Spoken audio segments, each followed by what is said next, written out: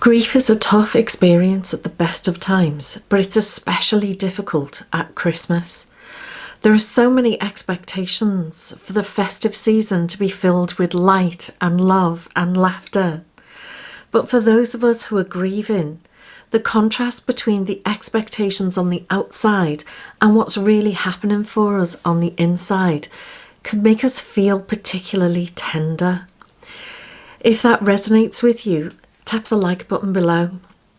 So in this video, I'm going to be sharing some of the things that really helped to soothe my grieving soul through the festive season over the past few years, and hopefully they'll help to soothe yours too.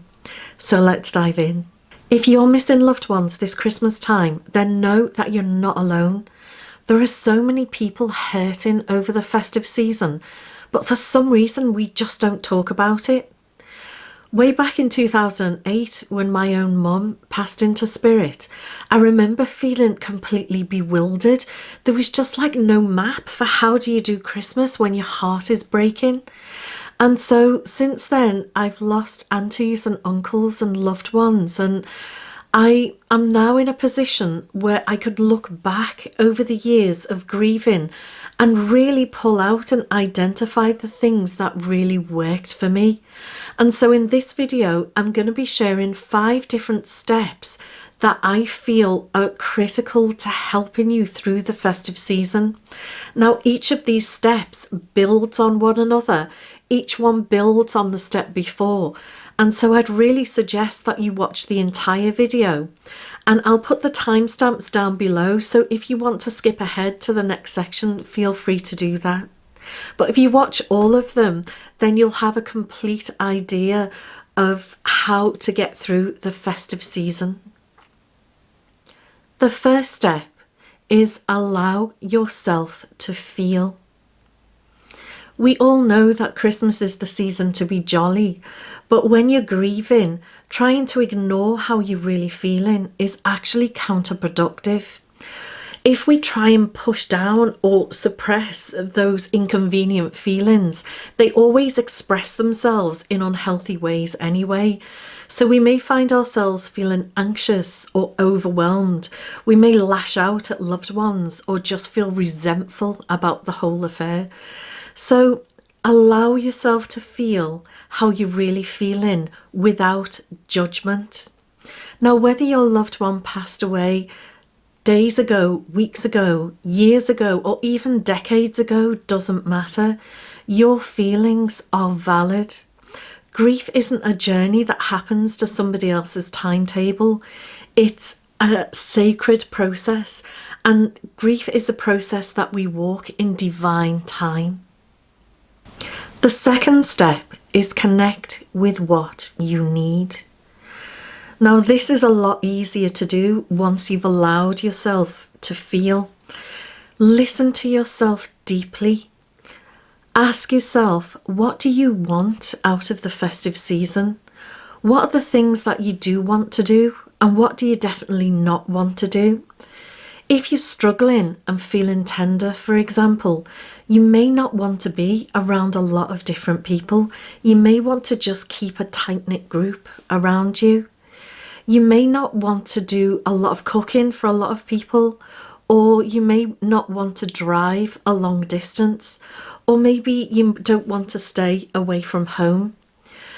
Listen to yourself and connect with what you need without judgment. No one else can tell you how your Christmas needs to be. Only you can connect with what you need and decide how you want to spend your Christmas time. By the way, if it's your first time here, I'm Shirley, helping you to create the life you deserve through healing, self-care and spiritual purpose. So if that's something you're interested in, consider subscribing. The third step is manage expectations. Once you've allowed yourself to feel and connected with what you need so that you can decide how you want Christmas to be for you, then it's really important that you communicate that to the people that need the information ahead of time. So it may be members of your family, it may be friends or other loved ones, but communicate clearly the decisions that you've made. Now, I'll add a little side note here. We all know that Christmas is an emotional time, so be prepared for people to not like the decisions that you've made. That's okay, they don't have to like it. The important thing is that you know what you need and that they get the information. Unfortunately, we can't please all the people all the time, and while you're grieving, you're particularly tender.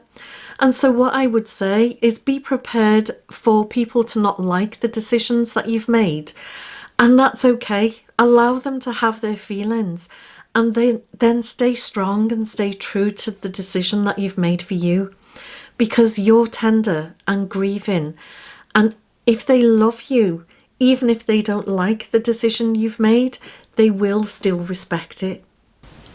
Step 4 is make time to honour your loved ones in spirit. Now, let me know if this has been your experience as well, but I find that it's often the anticipation of Christmas that's more difficult than Christmas Day itself. So it's the weeks leading up to Christmas that are often the most painful. And so to help you to manage this time, it's important to honour the relationship that you shared with your loved one. So do some things like maybe go and tend their grave. You may like to take a poinsettia or something meaningful to you to share with them at their graveside. You may like to go to a particular place that you enjoyed sharing together, or you may want to remember them as you decorate in the tree. I have a couple of Christmas ornaments from loved ones that I have in spirit, and that's a beautiful way to remember them. You may want to go to a particular Christmas concert or a carol festival or something, but the important thing is that it's personal to you and that it honours the relationship that you've had with your loved one, and that whatever you choose to do, that it's meaningful for you. Now, let me know in the comments below some of the ways that you honour your loved ones in spirit, because it may just be helpful to somebody else.